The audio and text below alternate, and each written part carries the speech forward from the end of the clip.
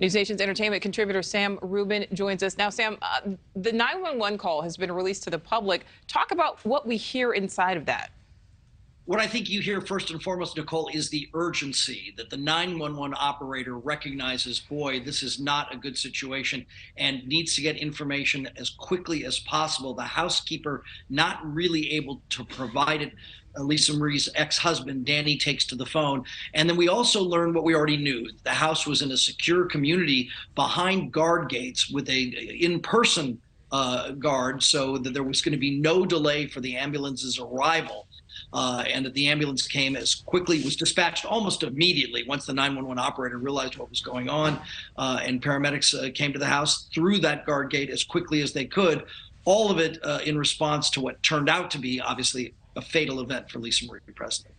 You know, and Sam, all reports say that Presley died of cardiac arrest, but we also know that her exact cause of death has yet to be determined and that more testing has to be done.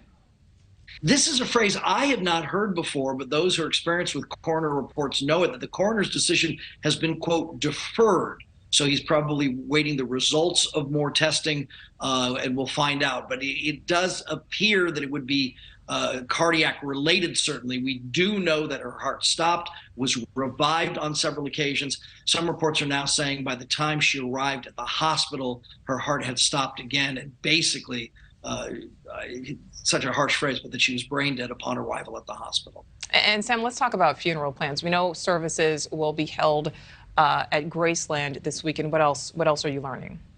There will be a public memorial at Graceland this Sunday. And, you know, Lisa Marie was just at Graceland, of course, to celebrate her father's birthday with the fans who, you know, go to Graceland every single day. Also, she'll be buried, as has been reported. It's sort of a circular series of headstones. Her father across the circle from her, next to her son, Benjamin. I think it'll be a very emotional public sequence. You know, this family features a lot of premature deaths, a lot of heart problems within the family, people not living long past their 40s or 50s. Now Lisa Marie joining that essentially sad parade of Presleys who have passed too soon.